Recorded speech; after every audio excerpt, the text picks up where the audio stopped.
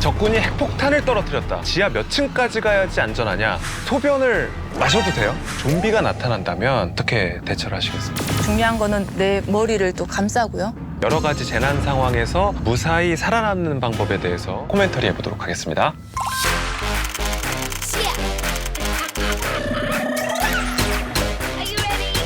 꼬리에 꼬리를 무는 코멘터리, 꼬꼬멘터리 5번째 에피소드를 시작하도록 하겠습니다. 오늘 저희와 함께할 코멘트 친구 박은하 생존 전문가십니다. 박수로 환영해 주십시오. 네, 안녕하세요. 박은하입니다.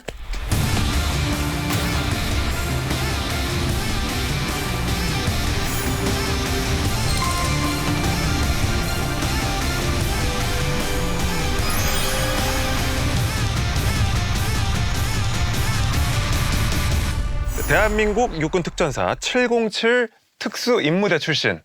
특수임무라면 어떤 임무? 육군 중에서도 특수전사령부라고 해서 우리나라에서 어떤 테러 사건이 일어났을 때 제일 먼저 출동해서 작전들을 펼치는. 네, 오늘 또 박은하 생존 전문가님과 어떤 이야기를 나누게 될지 벌써부터 기대가 많이 되는데요. 오늘 함께 나누게 될 에피소드는 꼬꼬무 정규 시즌 76회 구봉광산 매몰 사고 에피소드입니다.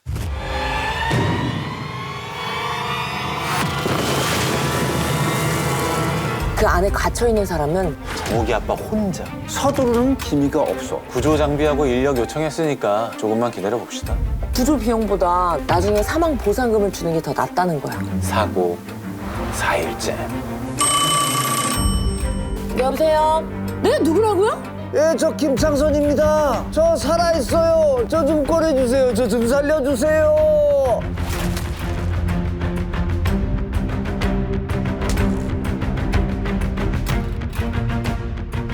올라왔습니다.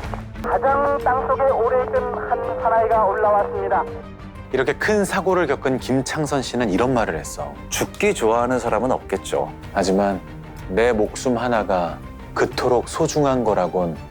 사고를 당하기 전에는 생각도 해본 적이 없었습니다.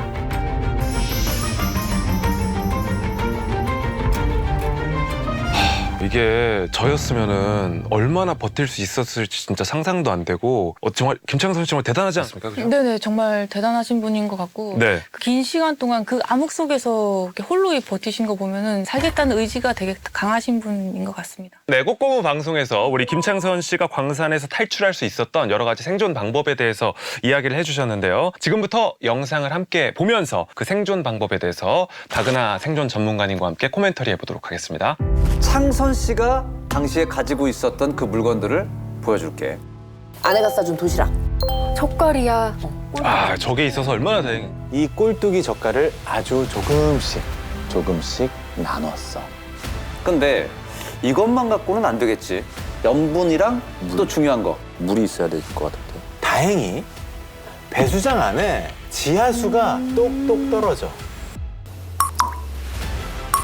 물 떨어지는 자리에 도시락 뚜껑을 이렇게 뒤집어 놔. 물이 차면 조금씩 나눠 마셨어. 아, 저 물이 있다는 게 정말 천만다행입니다. 내가 지금 갖고 있는 게 뭐가 있지? 잡지 한 권이랑 현금이 주머니에 있었고 마지막으로 연필이 있었어. 자, 어때? 이걸로 탈출 가능할까? 말씀하신 것처럼 사실 물이 가장 중요한데 김창선 씨가 있던 그 갱도 안에는 다행히 또 지하수가 흘러가지고 그 물을 먹으면서 버틸 수가 있었다 이렇게 말씀을 하셨었는데요. 이런 지하수 같은 경우에는 뭐 정화 과정 없이 그냥 먹어도 되는 거예요? 지하수는 이게 되게 안반층을 거쳐서 정화가 되는 거잖아요. 네네. 근데 그 모든 지하수가 이게 마시기에는 적합한 게 아닙니다. 그 김창선 씨가 있던 그 광산에는 중금속에 해당하는 비소가 들어있어서 이걸 또 많이 섭취하게 되면은 또 위험에 처할 수 있는 상황이 되겠죠. 그러면 이제 좀 안 좋은 상황에서 수분 섭취를 해야 될 때 물이 있어요. 이 물이 어떤지 모르잖아요, 우리가. 네네. 이거를 조금이라도 깨끗하게 먹을 수 있는 방법 같은 게 있을까요? 정화해서 먹을 수 있는 방법? 일단 먼저 이게 이 물이 흐르는지 안 흐르는지 한번 이제 확인을 하실 수 있으면은 하는 게 좋습니다. 아무래도 흐르다 보면은 이게 어느 정도 정화가 될 것이고 고여 있는 물은 아무래도 썩잖아요. 그러니까 이런 물은 그냥 마시기에는 또 그 안에 있는 박테리아나 세균들이 있기 때문에 위험하기도 한데 우리가 어렸을 때 보면은 과학 시간에 네. 그런 피티병에다가 돌이랑 이렇게 해가지고. 그죠. 정확한 방법은 맨 밑바닥에는 헝겊천으로 되고요. 그 위에는 숯을 좀 가루를 내서 숯을 넣고 고운 모래 그리고 굵은 돌 물, 그리고 위에는 나뭇가지나 이파리를 도와서 이렇게 여가 장치를 또 쉽게 만들 수가 있습니다. 그거 이외에도 락스 있죠. 락스가 이게 살균 세정 역할을 또 합니다. 이렇게 락스 중에서 또 다 되는 건 아니고 락스 레귤러 제품이 있거든요. 1리터의 물에다가 한 4방울 정도 떨어뜨린 다음에 한 30분 정도 지나면은 이 안에 있는 박테리아나 어떤 세균들을 또 살균해주는 그런 역할을 하고 있습니다. 정말 급박한 상황에서는 락스도 도움이 되죠. 처음 알았어. 이런 거는 진짜 알아둬야겠다. 그러니까 영화 터널 여기 보면은 마실 물이 다 떨어져가지고 마지막에 이제 하정우 씨가 소변을 보고 자신의 소변을 마실까 말까 이렇게 고민하는 장면 있잖아요. 소변을 마셔도 돼요? 소변은 사실 90%는 수분으로 이루어져 있습니다. 나머지는 요소나 요산, 무기염류 이런 게 포함되어 있어서 이걸 또 많이 마시면은 급성 신부전이 또 올 수가 있고요. 하지만 정말 마실 물이 하나도 없고 심각한 탈수 증상이 있을 때는 생존의 또 방법이 될 수는 있습니다. 혹시 소변을 드셔보신 분이 계신가요? 안 계시죠? 소변이 어느 정도로 짠지를 몰라가지고 왜냐면 짠 것부터 어떻게 알겠어요? 어떻게 알았어요? 짠 걸? 짜다고 하죠. 염분이 이렇게 있다고 하니까. 뭐 당시 김창선 씨한테 있었던 물품들 중에서 가장 그래도 도움이 되는 거는 아내가 사준 도시락이라고 할 수 있을 것 같아요. 그렇죠? 네네네. 꼴뚜기 젓갈을 나눠 먹었다고 하는데 이런 극한의 상황에서 사실 염분 보충이 굉장히 중요한 거죠. 네, 맞습니다. 네. 우리 몸은 70%의 수분과 0.9%의 염분으로 이루어져 있어서 아주 네. 소량이라도 그런 염분 섭취가 필요합니다. 이런 염분이 부족하게 되면은 탈수 증상도 올 수가 있고요. 우리 몸의 또 필수 요소이기 때문에 김창선 씨가 꼴뚜기 젓갈을 조금씩 나눠 먹으면서 생명 유지를 하지 않으셨을까? 그러면 이제 도시락도 다 떨어지고 마지막에는 김창선 씨가 인터뷰에서 너무 배고파서 잡지를 먹으려고 했다. 근데 인간이 아무것도 먹지 못하고 못 마시는 상태로는 최대 며칠까지 버틸 수가 있어요? 이거는 사람마다 좀 다른 것 같아요. 처해 있는 환경에 따라서 또 조금씩 차이가 있겠지만은 기본적으로 저희가 이게 생존의 법칙, 333 법칙이라고 있습니다. 3분 동안 숨을 쉬지 않아도, 3일 동안 물을 먹지 않아도, 3주 동안 음식을 섭취하지 않아도 어느 정도 버틸 수 있다. 그 이유가 되면 이제 심각한 탈수 증상이 와서 아무래도 버티기 힘들겠죠. 그러니까 나라면 어땠을까 이렇게 생각을 해봤는데 나는 할 수 있었을까? 집념을 가지고 뭔가 고칠 수 있었을까라는 생각도 들고 만약에 전문가님께서 광산에 매몰이 됐다면 어떻게 대처를 하셨을 것 같아요? 광산이 보면은 또 붕괴되기가 쉬운데 안정된 상태가 아니기 때문에 우선적으로 내 몸을 좀 보호해야 될 것 같습니다. 상처가 나거나 부상을 입게 되면은 생존 확률이 좀 떨어지기 때문에 우선적으로 중요한 거는 내 머리를 또 감싸고요. 머리를 감싸고 그렇죠. 머리를 최대한 보호를 하고 그리고 뭐 가슴과 배를 좀 웅크린 자세에서 네 이렇게? 그렇죠. 웅크린 이거는 그 지진 날 때도 어떤 행동 요령하고 비슷한데요. 이거요? 이거요. 네, 어떤 방법으로도 좋습니다. 그리고 어느 정도 광산이 다 무너졌다. 더 이상의 이게 붕괴 조짐이 없으면은 활동할 수 있는 공간을 좀 찾고 그 다음에 이제 수분 보충을 해야겠죠. 김창선 씨 계신 곳에 이렇게 지하수가 떨어졌으니까 그 물로 수분을 보충하면서 이렇게 체온 유지를 하면서 이렇게 구조를 기다려야겠습니다. 이 재난 상황이라는 건 우리가 예측할 수가 없고 어떻게 발생할지 모르잖아요. 그래서 지금부터 한국에서 일어날 법한 여러 가지 재난 상황에서 무사히 살아남는 방법에 대해서 이야기해보는 코너 속의 코너를 준비를 해봤습니다. 일명 한국에서 살아남기! 한국에서 살아남기. 첫 번째 케이스는 지진에서 살아남기.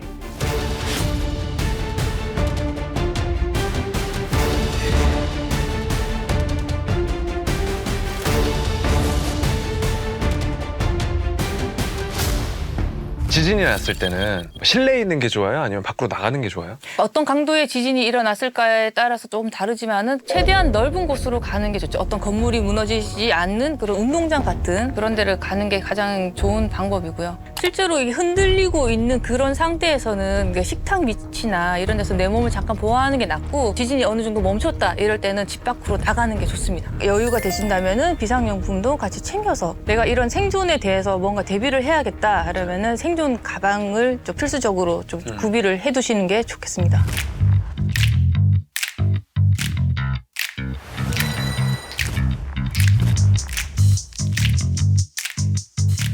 자, 이게 그 인터넷을 통해서 우리 제작진이 구매를 한 생존 가방입니다. 설명을 좀 해주세요. 제가 하나씩 꺼낼 네. 테니까. 네. 일단은 손전등. 이런 거는 꼭 필요하죠. 손전등 필요합니다. 이 건전지가 들어있는 제품도 있고 자가 발전 손전등도 있습니다. 이렇게 돌리는.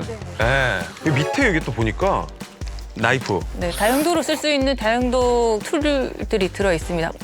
오, 이건 뭐예요? 망치인가 보다. 그렇죠. 이거는 이제 비상용 탈출 망치라고 차량에서 탈출할 때 차량 유리에서 내 모서리 부분이 좀 약하거든요. 네. 그 부분을 깨면은 탈출을 할 수 있습니다. 손전등. 오, 청테이프. 청테이프, 덕테이프라고도 하잖아요. 네. 이 테이프가 다용도로 쓰기가 좋습니다. 어떤 상처 부위를 좀 봉합할 수 있는 용도로도 사용이 가능하고 좀 말아서 줄로도 사용이 가능하고요. 이 테이프를 이렇게 동그랗게 말아서 네. 그릇을 만들 수도 있습니다. 진짜 다용도로 쓸 수가 있는 거네요. 그리고 응가맨.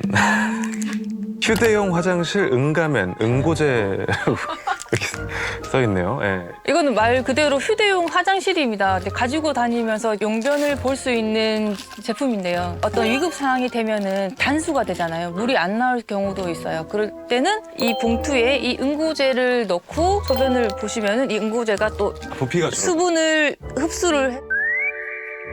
그 위급 상황에 마셔야 되는데. 응가맨이 먹으면 어떻게 해? 위급 상황에 소변을 나눠 마셔야 되는데. 그러면은 네. 우리 조정식 아나운서님은 응고변을 넣지 않고 그냥 비닐에 소변만 봐서 이렇게 잘 응가맨이었고요. 자, 그리고 이어서 이건 이제 추울 때 신문지 한 장도 엄청 큰 영향을 주더라고요. 네네네. 이건 어떻게 쓰는 건가요? 일단 이렇게 꺼내면 이런 식으로 이렇게 생겼는데 굉장히 얇고 이게 몸에 두르기 좋게 이렇게 생겼어요. 그냥 우리가 몸을 두르잖아요. 이렇게 두르는 것만으로도 내 체온이 빠져나가지 않게 내 몸을 다 감싸줍니다. 근데 지금 얼굴 확 살았어요.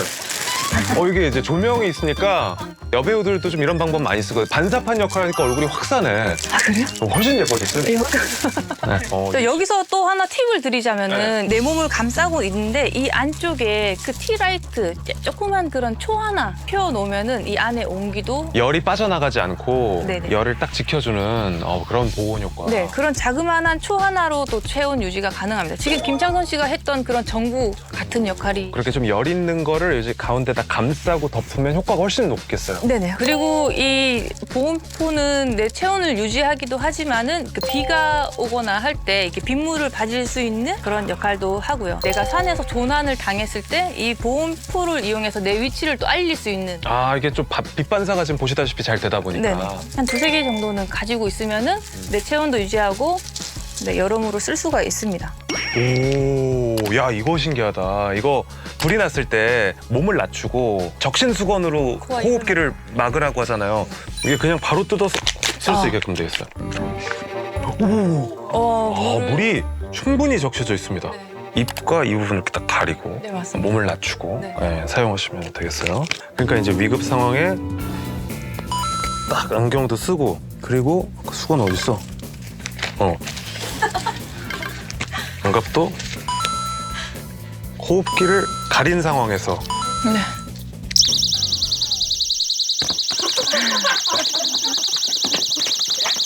이렇게 있으면 네, 구조되고 올 것입니다. 여기에서 만약에 이거 좀 더 추가하면 좋겠다라고 생각하시면 뭐가 있을까요? 먼저 이렇게 생존 가방을 쌀 때 생존 가방을 가지고 대피를 해야 되는데 가방이 너무 무겁다거나 너무 크다거나 이러면은 좀 이동하는데 뭐 무리가 있을 것 같습니다. 그래서 체중의 거의 한 10% 정도만 무게를 싸라고 하거든요. 너무 무거우면 안 되는구나. 여기에 기본적으로 우리가 먹을 수 있는 식수, 뭐 식품은 요즘에 이제 고열량으로 된 그 자그마한 식품도 잘 나와 있거든요. 뭐 단백질바 이런 것도 있으면 좋겠어요, 그죠? 우리 여성분들 같은 경우는 탐폰, 우리 여성용품으로도 사용하지만은 불을 피운다거나 활용이 가능하거든요. 만약에 4인이 대피를 한다 그러면 똑같은 물품이 똑같이 4개 있는 것보다는 물품을 좀 분배를 하는 게 좋습니다. 그리고 이런 생존 가방은 뭐 집에도 하나, 뭐 차에도 하나 이런 식으로 언제 발생할지 모르지만은 그 상황에 제대로 써먹기 위해서는 물품들 중심으로 잘 챙겨놓고 사용법을 또 충분히 익히는 것도 중요하겠죠. 자, 한국에서 살아남기 두 번째 케이스는 전쟁입니다. 서울에서도 갑자기 대피 준비 문자와 함께 경보 사이렌까지 울리면서 큰 혼란에 빠졌습니다. 경보 때문에 그치, 우리는 휴전국에 살고 있었지 이런 걸 다시금 느끼게 되는 계기가 됐다.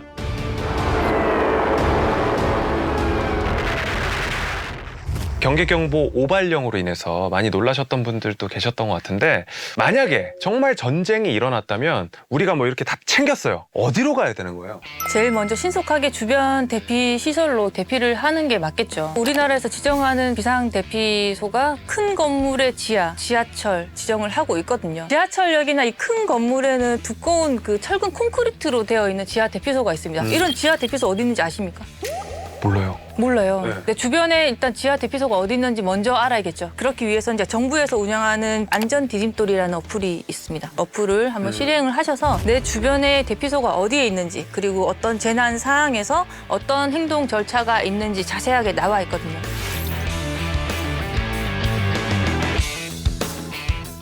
꼭 수치를 해주시길 바랍니다. 근데 전쟁이 나면 인터넷부터 끊는다고 하잖아요. 그때도 어플 실행이 되나요? 그 어플을 만든 행정안전부에게 문의를 해봤습니다. 그 오프라인으로도 가능하냐 했더니 네, 물론 가능합니다. 그래서 미리 다운로드를 받아두시는 게 중요합니다. 받아두고. 또 만약에 적군이 핵폭탄을 떨어뜨렸다. 그러면 지하 몇 층까지 가야지 안전하냐? 북한에서 핵을 쐈을 때 우리 서울까지 도달하는데 거의 한 3분에서 한 5분 사이라고 합니다. 그 시간 내에 어떤 대피를 할 수 있으면은 가장 좋겠죠. 그럴 상황에서는 지하 15m. 지하 15m요? 지하철 3분에서 5분인데 네. 아무리 역세권에 살아도 하여튼 그 짧은 시간 안에 최대한 밑으로. 네네. 근처에 지하철역이 있다면은 그곳으로 대피하는 게 가장 좋겠죠. 아, 이래서 역세권이 역세권. 집이 비싸구나. 또한 이런 상황에서 경찰이나 군인들의 어떤 통제를 또 잘 따라줘야 됩니다. 지금까지 전쟁이나 지진처럼 정말 현실에서 일어날 법한 재난 상황에 대해서 함께 이야기를 나눠봤는데 저는 이런 이야기를 할 때마다 꼭 생각나는 재난 상황이 있습니다. 저는 그 좀비물을 굉장히 좋아하는데요. 세 번째 케이스, 좀비 출현입니다. 우리나라 이제 또 K-좀비가 어마어마하게 무섭고 K-좀비가 뭔가요? 일단 뛰어요. 뛰고 공격력이 어마어마합니다.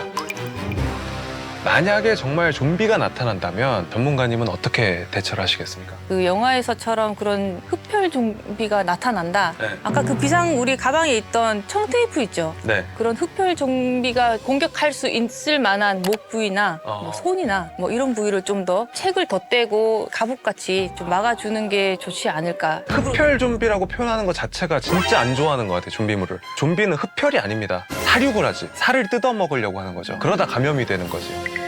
뭐 사륙 좀비. 그냥 좀비. 좀비라고 하시면 됩니다, 좀비. 네. 예. 그러면 이제 군인 출신이시니까 가족들이 좀비로 변해서 날 공격하려 한다. 그럴 때 어떻게 도망을 가실 거예요? 맞서 싸우실 거예요? 좀비가 그 영화에서 보면은 겁나 빠르거든요. 예, 겁나. 예. 뛰는 그 장면만 봐도 정말 도망가다가 체력이 소진돼서 잡혀서 흡혈 그냥 좀비. 네, 그렇게 물릴 것 같아요. 좀 가두어져 있는 그런 공간에 숨어 있어야 되지 않을까 싶기도 하고 내 가족, 내 친한 친구가 만약에 좀비에 감염이 돼서 나를 공격을 한다면 뭐 어쩔 수 없이 그런 상황에서는 주변에 있는 망치나 뭐 야구바따나 이런 걸 가지고 네. 좀 어떻게 처리를 해야 되지 않을까 싶습니다. 그런 상황은 뭐 안 일어나야겠죠. 네. 자, 지금까지 이야기했던 재난 상황 말고 우리나라에서 자주 일어나지만 사람들이 별로 위험하게 생각하고 있지 않은 재난 상황. 그런 거 있을까요? 여름철이다 보니까 이런 폭염에 의한 그런 재난이 있을 수도 있고요. 비가 많이 와서 호우나 뭐 태풍에 의한 그런 자연재해들이 많이 일어날 수 있겠습니다. 충분히 대처를 하고 준비를 한다면은 그런 위험 상황에 놓지 않을 것 같습니다. 오늘 전문가님의 이야기를 들으면 들을수록 사전에 대비를 잘 해놔야겠다는 생각이 정말 많이 드네요. 알찬 시간이었습니다. 지금까지 박은하 생존 전문가님과 함께 이야기를 나눠봤는데요. 오늘 우리가 나눈 이야기를 어떤 이야기라고 할 수 있을까요? 꼬리에 꼬리를 무는 이제는 우리가 준비해야 될 이야기 생각합니다. 요즘 이제 자연재난이 많이 발생하기도 하니까 이런 거에 대해서 우리가 충분히 대비를 하고 준비를 하면은 좋을 것 같습니다. 이게 직접 해보진 않아도 영상으로 보거나 책으로 보거나 이게 많이 접할수록 나의 능력이 올라간다라고 생각을 하거든요. 항상 이렇게 또 준비하고 대비하면 언젠가 위급 상황을 잘 헤쳐나갈 수 있지 않을까 싶은 생각이 듭니다. 아쉽게도 꼬꼬멘터리 시즌2의 마지막 회차가 됐습니다. 조만간 저희가 더 재밌고 알찬 컨텐츠로 여러분들을 다시 찾아뵙겠다는 약속을 드리면서 오늘 인사드리려고 합니다. 자, 지금까지 꼬꼬멘터리 시즌2를 사랑해주신 여러분 정말 고맙습니다. 안녕! 다시 감사합니다. 만나요!